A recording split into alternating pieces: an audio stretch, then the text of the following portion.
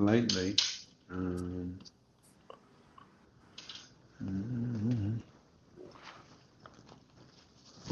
just thinking about what I'm reading right now.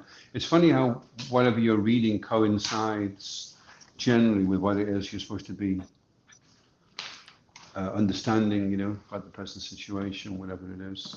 Whoops. Coincide. Does that coincidence come from coincide? Yeah, that's right. Yeah. So it's obviously no coincidence that.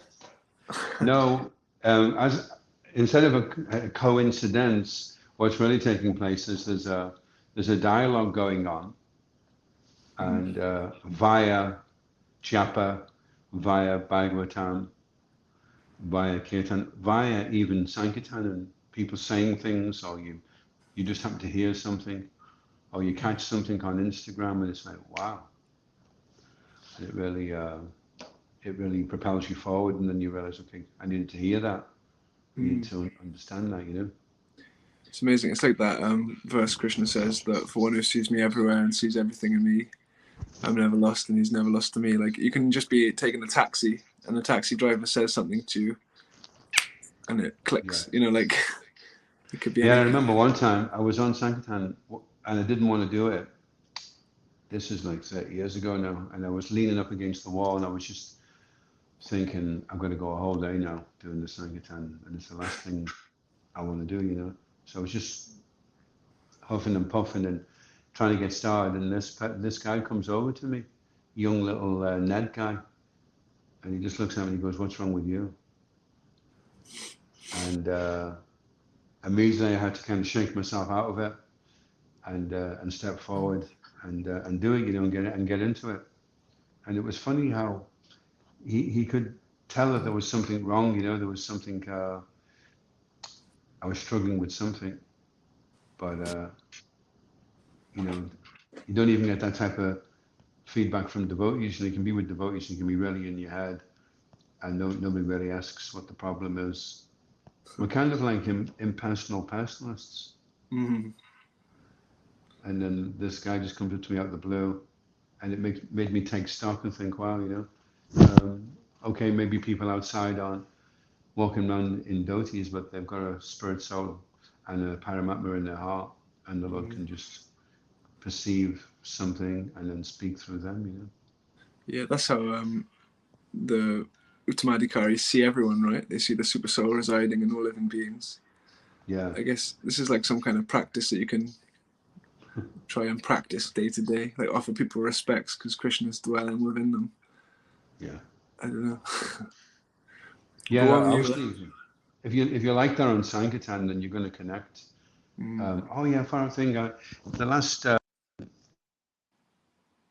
What?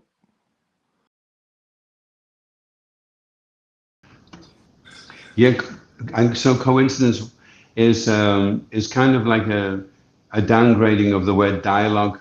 It's like you having a conversation with somebody, then the person replies, and you turn around to your friend and you say, "What a coincidence! That person's just replied to me." And it's like, well, what do you expect him to do? Do you think he's just a lump of? I thought he was just like a lump of dead matter, and he managed to make this sound, and it corresponded with the conversation. What an amazing coincidence! Yeah. Well, no, the guy's alive. You're having a conversation with him. It's a dialogue. It's not a coincidence. I think, going back to what you said about us being impersonal personalists.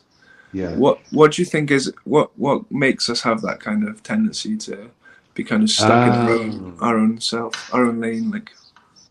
Well, Prabhupada's mission was Nirvishesha Sunyavadi, and the devotees, when they heard Prabhupada talking all the time about the Mayavadis, they were like looking at each other thinking, why does Prabhupada keep going about the Mayavadis? I mean, we're all Vaishnavas here, we don't have to keep hearing about this. And then this devotee on Prabhupada, memories can't remember his name now, he was saying, they realized years later he was talking about them, that they were the Mayavadis, but on the surface it seemed like they were okay, and then you scratch deeper, and then do you really believe that Krishna is the truth, or do you just think it's another illusion? And you don't really know at first yourself until you start plumbing the depths of your sincerity and devotion, and you suddenly find, oh, that's not as deep as I thought it was. It's just like a superficial sugar candy coating to make me feel like I'm a nice guy. You know, like when that gets exposed, like, oh, I'm not actually as advanced as I thought I was. I know for a lot of devotees it could be a very challenging period that they go through where they kind of become humbled, you know? Yeah. I don't know if you speak on that particular thing. Yeah, well, there's another. The fear of a personal identity is why we hold on to impersonalism, because then we're not accountable. So we don't get chased up. We're just like a part of the furniture, like a cloud that just floats through life without being questioned about why he's doing it or holding to any commitment. So that's why we're impersonalists. What was the other question? Sorry, about what? The question was, when our lack of sincerity becomes apparent to us, or like when, yeah. So we want to practice self-realization. So we're thinking it means we're going to be like going on some supersonic journey through the 14 planetary systems, and self-realization initially means realizing how much false ego you've got and how much you haven't realized yourself as an eternal servant of Krishna. So it's more false ego realization that we're getting in the beginning before we get through to, Swarup is yourself, who you really are, your eternal relationship with Krishna. And we're not really practicing that in the beginning because we're so covered. We're just trying to become aware to the extent of our false ego, how much it's entered into our consciousness and is making us identify with it. Like you don't realize when you first go to the hospital maybe how serious the disease is. And then the doctor comes and says, well, you're riddled with this and it's been going on for lifetimes. And it's going to take quite a while to purge your system of that infection. And at that point you could think, oh, well, I had a preconceived idea that the medication would just be 3 tablets a day for 2 weeks and that'd be fine. I wasn't really expecting to be taking on this, So at that point you may decide you want to discontinue with the treatment. Yeah. So how do we, because a lot of devotees do have, they call it like the dark night of the soul, isn't it? Like where you have this this moment where the reality hits you and you almost have a choice. Okay, do I go deeper into Krishna consciousness or should I just get back into my old life? You know what I mean? Yeah. So it's like, what's the thing that helps? What can we do to help ourselves in those moments which will come in the future? Like, how can we safeguard ourselves so we make the right decision? Well, it depends. It depends what's in your heart. What do you really want? It may turn out that that's the ideal solution to find out that in this lifetime it's going to be too much to take on. You don't feel you can stay the course, and you still have very strong desires to fulfill. And so at that point, at that point you discontinue the process and you go off on your merry way to go and pursue those material desires. So how do you safeguard yourself against giving into your desires? Well, how do you? You'd have to be very serious about your sadhana, your association, and topping up your enthusiasm all the time. You'd have to be very on guard. Shuddhavaki Chintamani, Shiv Ramaj is talking there about the quagmire of skepticism, which is where a devotee finds himself wallowing in if he loses the faith that he can go back in this lifetime.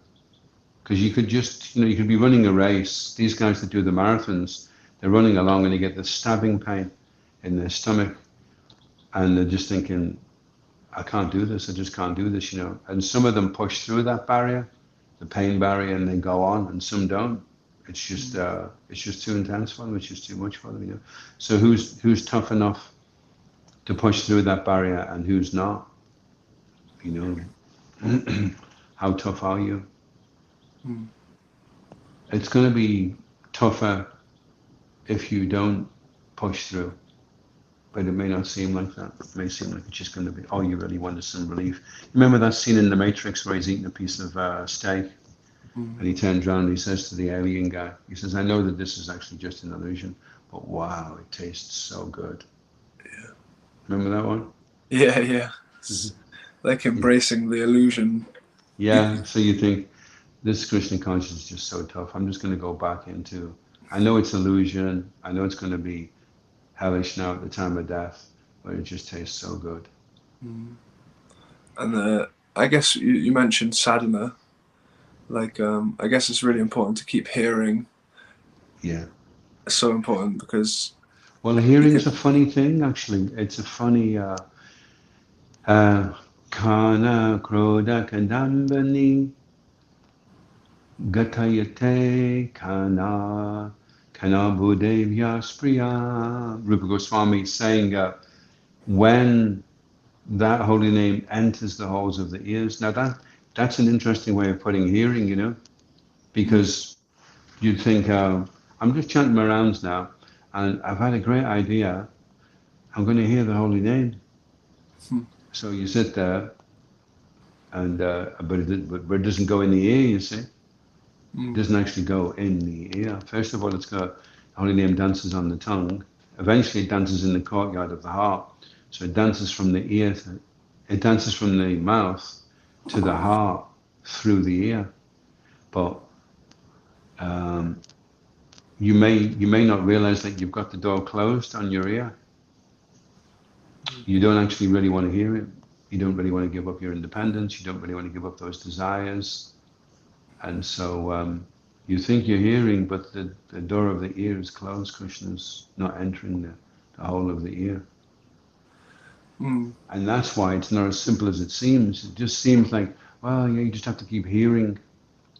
But it may be going in one ear and going out the other. It's not actually registering. That's the problem with hearing is if it doesn't register, then you haven't really heard. Like when you stop for directions, and the guy says, yeah, go up there, take a left, then go around the corner, take a right, then up there. And then you roll the window up and you turn around and you say to everybody in the car, did anyone catch what that guy just said? And nobody really listened attentively enough to hear it, to register it, I guess so maybe if I'm understanding correctly, it's not just the process of doing the action, but it's the desire that goes with it. Like you have to want to hear. Is that the thing that opens the door? And you need mercy. You need Sankirtan's been tough, and then yesterday or the day before? Yeah, yesterday.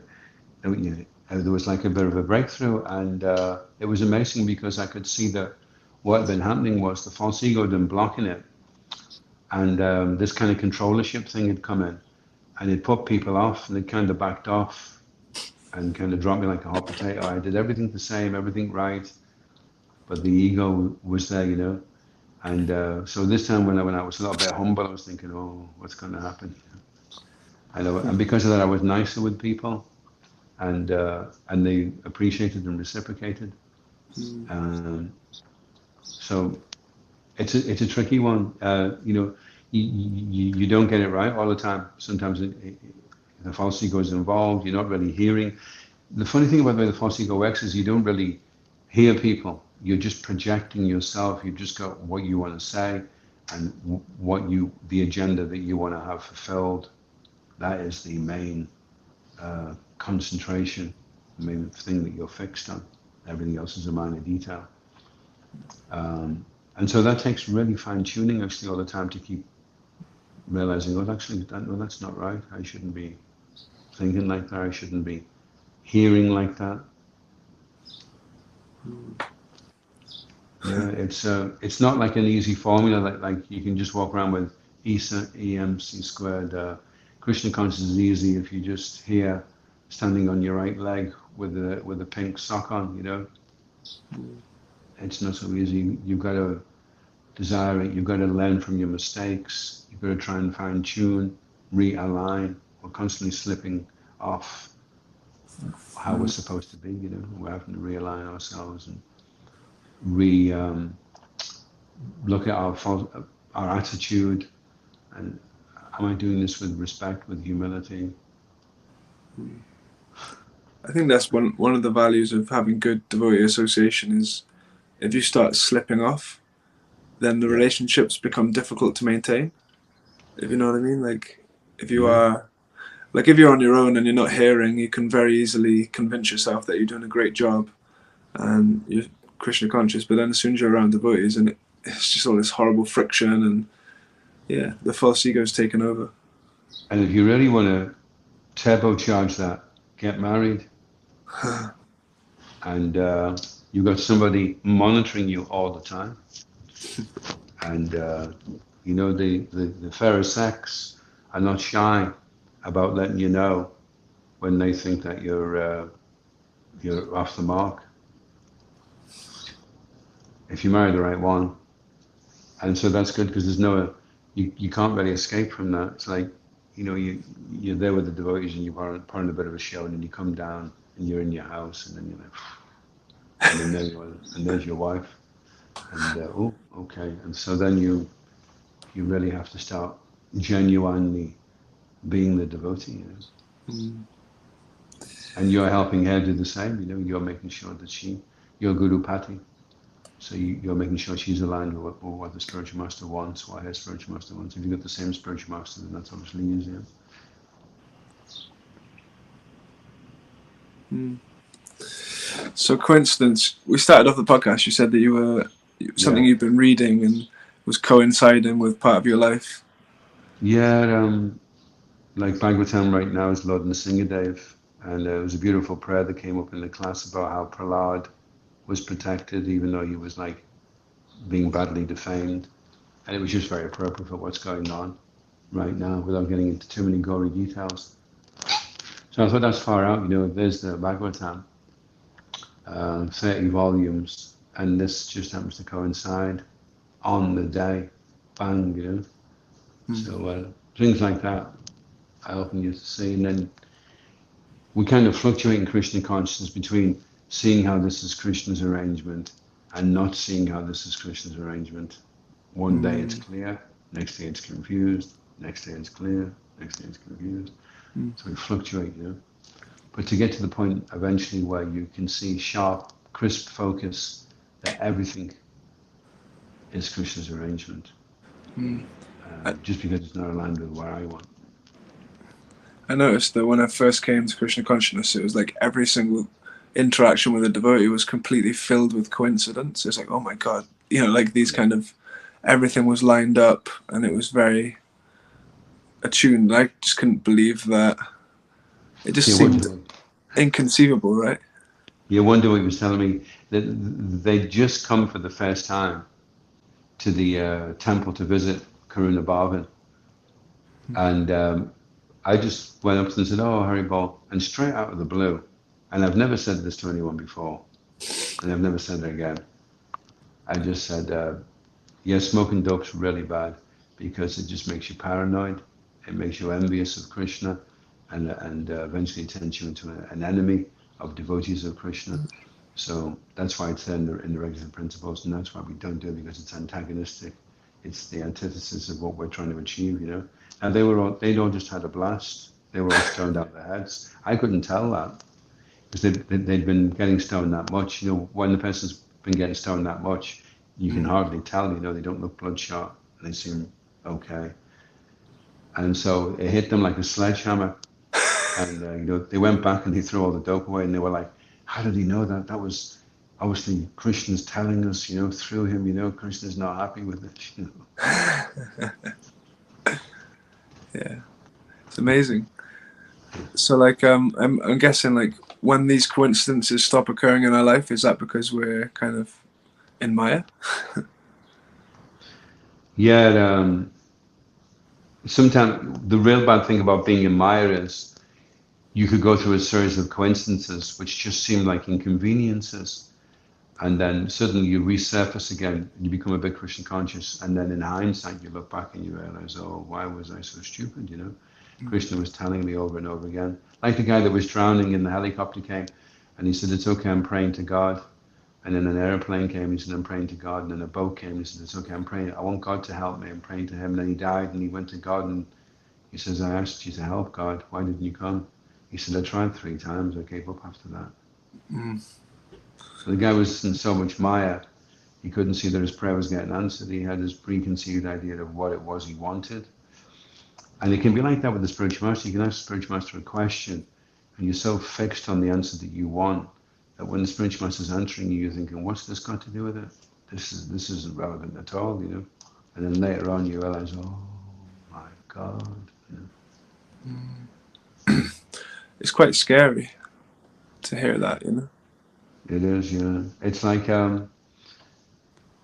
we can blow it so easily in Krishna consciousness. And generally we are going to blow it on a minor level all the time. And we're just depending upon the Lord's devotees being merciful and tolerant, and us being able to become more aware of reality as quickly as possible. You know, we have to have a sense of urgency. You know, we can't just. You see devotees sometimes. There's one type of devotee that just likes to hang around and chat, and you probably never see them doing any service. They're just always hanging around, just chatting and talking about this and talking about that, and they're actually bit by bit just missing the boat.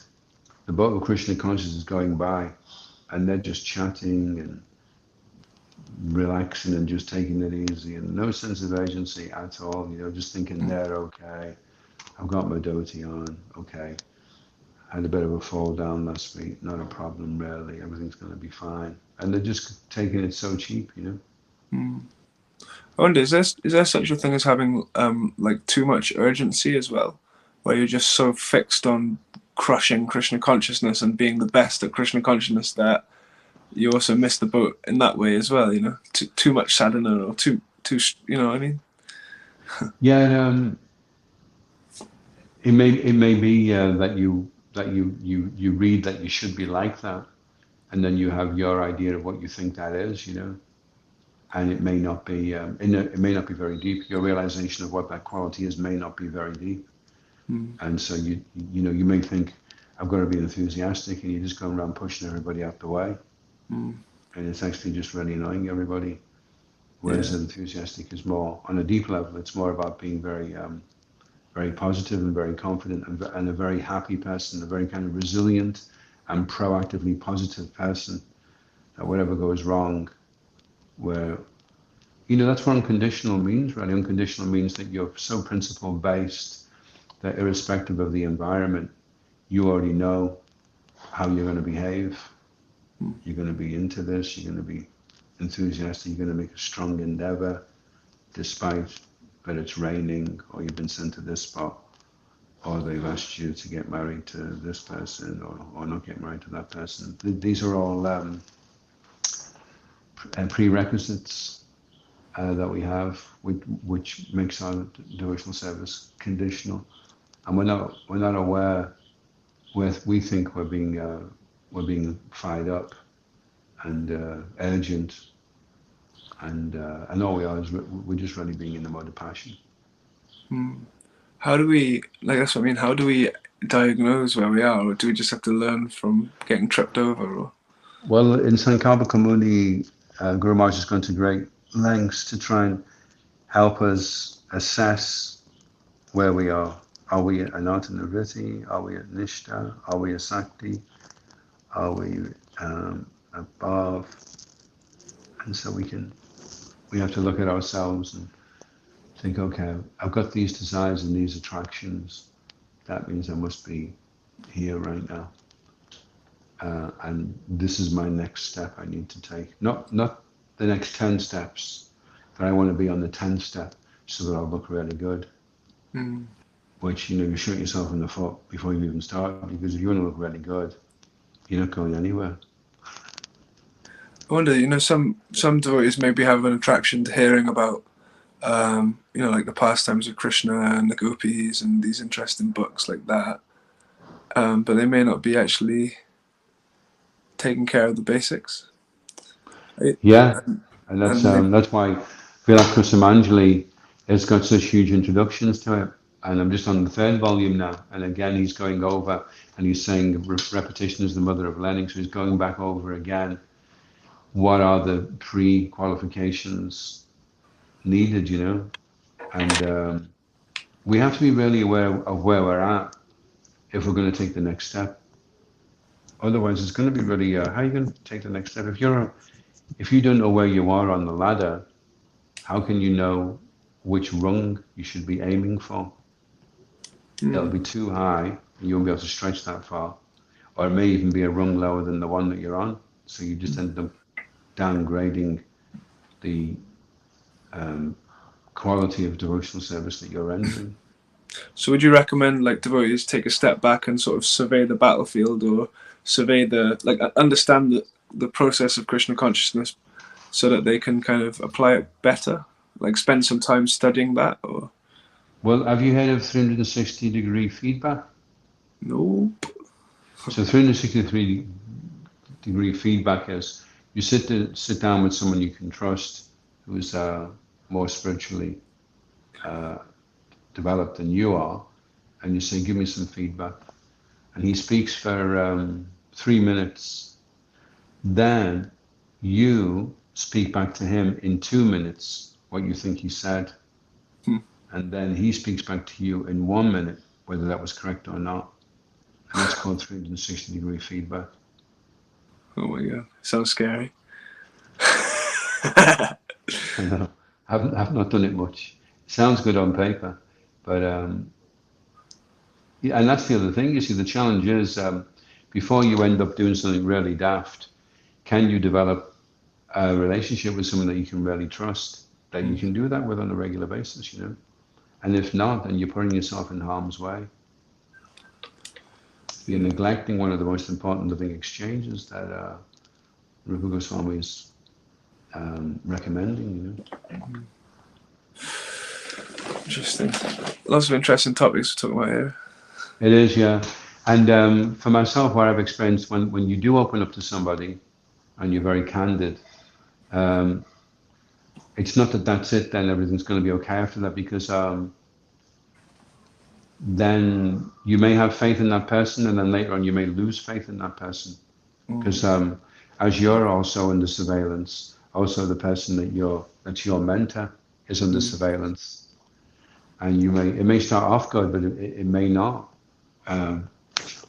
remain like that. So that has to be constantly reviewed as well. I was wondering, like, because obviously there's like a therapeutic, even materially, going and getting therapy is really helpful in terms of speaking the kind of darkness that's in your heart out there. Is there something beyond just like a therapeutic effect that you get from doing that same process but with a devotee? Like, is there something more that you're doing? Well, say you go to that devotee and you say, Prabhu, I'm afraid the reason why I wasn't there for Guru Puja this morning is that I was smoking this massive chillum around the back of the temple, and then I came back, and he says, oh, well, that wasn't good, was it? And you say, no, I'm really sorry. And you say, okay, fine. Well, let's just go forward from there, you know. But it means that now, it's not just I mean, there's a therapeutic thing there as well, but now what it means is the next time you've got the chillum out, you're realizing, actually, if I'm going to keep going with this transparent relationship, I'm going to have to tell him that I was out again 24 hours later with the chillum, you know, and he's going to be thinking I'm a real idiot, you know. So the false ego gets involved because you don't mind being an idiot as long as nobody knows about it. Only you know about it. You think, okay, well, I'm okay with it. But you may not be okay that the person who you have respect for is going to have to know about it as well. And then you may think, well, how am I going to explain that? I could say that, but he'll probably say, well, he shouldn't have been like that because I told you to do this and that. So that's not going to be a good excuse. And you realize, okay, I can't really do it, nor if I'm going to stay accountable. So I guess the accountability is one aspect, which is different from just going and revealing your mind to a non-devotee therapist. Yeah, absolutely. Yeah. Like you're bound. Is there? Have you got experience of devotees like any sort of drawbacks from actually seeking therapy materially as well? Like some. I know that there's that devotees do sometimes need professional help Hmm. because it's out with your experience or knowledge in that area, you know. It's like, oh, I really trust this devotee and I've just broke my leg. So I'm going to go to the devotee and say, bro, I broke my leg, can you help me? He's like, well, I don't really know how you're supposed to get the bone reset, you know. You're going to have to go to someone that maybe eats sausages and watches Friends, who you would normally go, you know, a barge pole near. So you're going to have to do that because the other person that you're taking shelter. So it may be that something snaps or breaks down in your psyche, and the devotee doesn't know enough about the anatomy of the mind and how the brain functions to really help you with that. And it's crippling you, it's compromising you. You go to a professional person. Maybe they even say a psychiatrist can prescribe drugs, and he may say, you know, like right now, I'm on these tablets for blood pressure, and it's amazing how calmer you are on tablets for blood pressure. And I'm thinking, a lot of the time, my problem is just like I'm like super hyped up about everything, so I'm overreacting to everything, and that's just a dysfunction that's there in my psyche, you know. No matter, maybe if I chanted 64 rounds, but I haven't got time to chant 64 rounds a day. If I did, I probably wouldn't have the problem. So on 16 rounds, I need to take ibercitan as well, and then I can get by. So it just makes me think, well, there must be devotees that have got seriously problems with the way that they function, you know. And if they can get that assessed, and they can function in a more productive way, then great. They'll have better relationships with the devotees. They'll be more far-seeing in how they're going to go in their Krishna consciousness, and they won't be hampered by that anymore, you know. Interesting, because you hear that nothing can get in the way of devotional service, like your karma can't get in the way. But Yeah. it sounds like these are karmic things which are getting in the way. Well, one devotee, one sannyasi actually, he said in class, because I was asking, well, what if a person needs to take medication? He goes, well, that's intoxication, so you can't achieve pure devotional service while you're still on medication. I thought that's a bit harsh, because I know the person that's on medication, if they don't take it, they become a raving, really offensive person, you know. And on it, they're sweet as anything. And they're up there for kirtan, and they're into everything, and they ask great questions in class, and got a lot going for them. So then I asked Shiv Ramraj, and he didn't agree. He felt that if you need to take these things to function, then the process and whatever it is you're doing is still going to purify you. So why can't you go ahead and become a pure devotee? So would you say the first answer was like a misunderstanding of the philosophy, or? I would say it was a very kind of like a Bhakti Shastri answer, you know. That you've got this sloka and that sloka in the next one, but it doesn't really break down into practical application. I mean, okay, so she comes off her medication and she's a raving lunatic and she makes so many offenses that she can never chant our name properly ever again. How's that progressive? Yeah, it's about knowing how to apply it in time, place, and circumstance, I guess. Yeah, definitely devotees that have been around longer, I've got a more kind of rounded view of what you need to do to get by day in Krishna consciousness, you know. And it may not all be according to the textbooks, but then you look at the textbooks closer and you see they're saying that. But to do that, it's like one time they were on Tamal Krishna Maharaj's case saying Prabhupada never said to do that. And he said, it's true, he didn't say to do that, but he did say to do this, and I'm doing that so that I can do this. Interesting. It is, yeah, because if that is why you're doing it, and that's what you need to do, then whatever's going to be favorable, we can accept, and whatever's going to be unfavorable, we'll reject it. So that's how we'll qualify everything. You know? I guess that's how you make that's how you're supposed to make every decision, isn't it? Is this pleasing to Krishna? Yeah. Nice. Well, yeah, I think that's a good length podcast. I wonder if anything we said was like coincidental to the listeners. You know what I mean? If it lined up with what they're thinking. Yeah. What I would love the listeners to do is, if it helped in any way, make a comment. If it in any way challenged something or made them question it, then also bring a query, and we can look at it. We can assimilate and process it and think, okay, yeah, that's an interesting aspect to look at. How does that apply? Yeah. So leave a comment down below. Yeah. Do that. Okay, thanks, Dr. Prabhu. Okay. Keep well. Hare Krishna. Hari Bolo.